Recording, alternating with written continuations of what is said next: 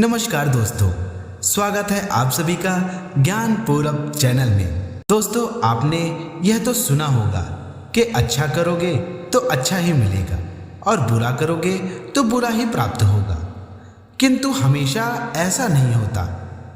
आपने कई बार यह देखा होगा कि जो लोग अच्छे होते हैं उनके साथ हमेशा ही गलत होता है, और जो लोग गलत काम करते हैं उनके साथ हमेशा ही अच्छा होता रहता है।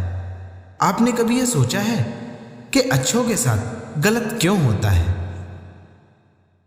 आपके मन में भी यह प्रश्न कई बार आया होगा कि आखिर ऐसा होता क्यों है। तो आपको अपने हर प्रश्न का उत्तर आज की इस वीडियो में अवश्य ही प्राप्त हो जाएगा, तो वीडियो में अंत तक बने रहिएगा। आज की वीडियो में वही बातें हैं जो भगवत गीता में वर्णित है, और जो बातें भगवान श्री कृष्ण ने अर्जुन से कही थी। तो आइए जानते हैं कि श्री कृष्ण ने अर्जुन से क्या बताया। दोस्तों, जब अर्जुन को कोई बात समझ नहीं आती थी तो वे भगवान श्री कृष्ण के पास अपने प्रश्नों के उत्तर के लिए जाते और उनसे पूछने लगते। इसी प्रकार एक बार प्रातः काल के समय अर्जुन श्री कृष्ण के पास जाते हैं और उनसे कहते हैं कि माधव, मुझे कल रात्रि से एक प्रश्न खाए जा रहा है और आप मुझे इस बात का उत्तर दीजिए। जो व्यक्ति सद्कर्म करता है वह किसी न किसी मुसीबत में फंसा रहता है, और बुरा कर्म करने वाला व्यक्ति सदैव ही खुश रहता है। तो माधव कहते हैं, पार्थ, तुम्हारा प्रश्न बहुत ही अच्छा है, लेकिन इसका उत्तर मैं तुम्हें एक कहानी के माध्यम से देता हूं। इस कहानी के बाद तुम्हें अपने प्रत्येक प्रश्नों का उत्तर मिल जाएगा और यह भी समझ आ जाएगा कि आखिर ऐसा क्यों होता है। एक गांव में दो आदमी रहा करते थे, एक जो सद्कर्म करता था और दूसरा जो सदैव ही गलत कर्म करता रहता था। दोनों ही एक सिक्के के दो पहलुओं की भांति थे, जिनके स्वभाव व रूपरेखा एक दूसरे से बिल्कुल उलट थी। एक सदैव ही पूजा पाठ किया करता था, प्रतिदिन मंदिर जाकर पूजा अर्चना किया करता था, और दूसरा मंदिर तो जाता था किंतु सिर्फ चोरी करने के इरादे से। उसने कभी भी अपने संपूर्ण जीवन में पूजा पाठ दान धर्म कभी नहीं किया।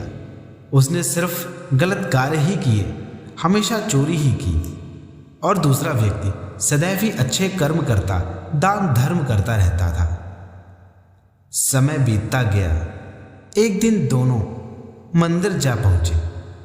उस दिन बहुत ही तेज बारिश हो रही थी। जो चोर व्यक्ति था उसके लिए तो यह सुनहरा अवसर था कि मंदिर में उस समय कोई भी नहीं था। मौका पाकर वह आदमी मंदिर का सारा धन चुराकर भाग गया। उसी समय वो भला व्यक्ति भी मंदिर जा पहुंचा और पुजारी भी उसी समय मंदिर आ गया।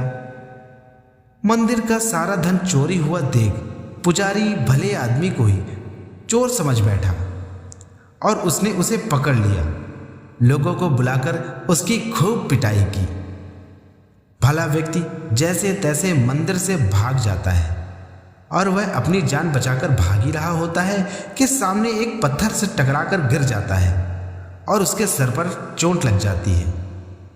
अपनी इसी प्रकार की हालत में वह एक पेड़ के नीचे बैठ जाता है, और उसी समय वह चोर भी वहां पहुंच जाता है और अपना धन गिनते हुए कहता है कि आज तो बड़ा अच्छा हाथ लगा है, मंदिर का सारा धन अब से मेरा हो गया। चोर की यह सब बातें वह भला आदमी सुन लेता है। चोर की बातें सुनने के बाद भले व्यक्ति को बड़ी तकलीफ होती है, उसे बहुत ही दुख होता है, और वह घर जाकर क्रोध में सभी देवी देवताओं की मूर्तियों को घर से बाहर निकालकर फेंक देता है। समय बीता और दोनों की ही एक साथ मृत्यु हो गई। मृत्यु के बाद दोनों ही धर्मराज के पास पहुंचे।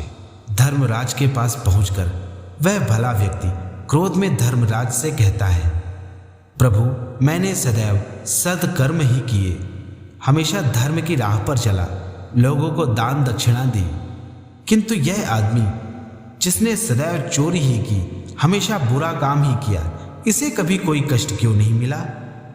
तो धर्मराज कहते हैं, पुत्र, जैसा तुम समझ रहे हो वैसा कुछ भी नहीं है। तुम्हें जो कष्ट मिला वह तुम्हारे पूर्व जन्म के पापों के कारण मिला, और इसे जो भी मिला वह इसे पूर्व जन्म के पुण्यों के कारण ही मिला।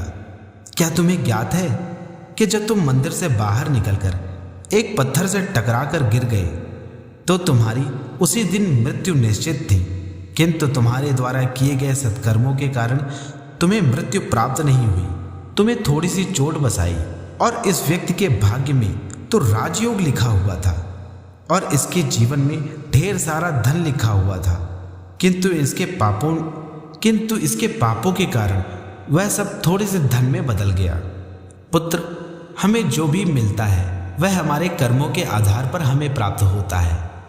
इतनी कहानी सुनाने के बाद श्री कृष्ण अर्जुन से कहते हैं, पार्थ, अब मैं आशा करता हूं कि तुम्हें अपने सारे प्रश्नों के उत्तर मिल चुके होंगे। और दोस्तों, मैं भी ये आशा करता हूं कि आपको अपने सभी प्रश्नों के उत्तर प्राप्त हो गए होंगे। दोस्तों, हमें जो भी प्राप्त होता है वह हमारे कर्मों के आधार पर ही प्राप्त होता है। इसीलिए जीवन में सदैव ही अच्छे कर्म करते रहना चाहिए। आप यह मत सोचिए कि हमें कौन देख रहा है।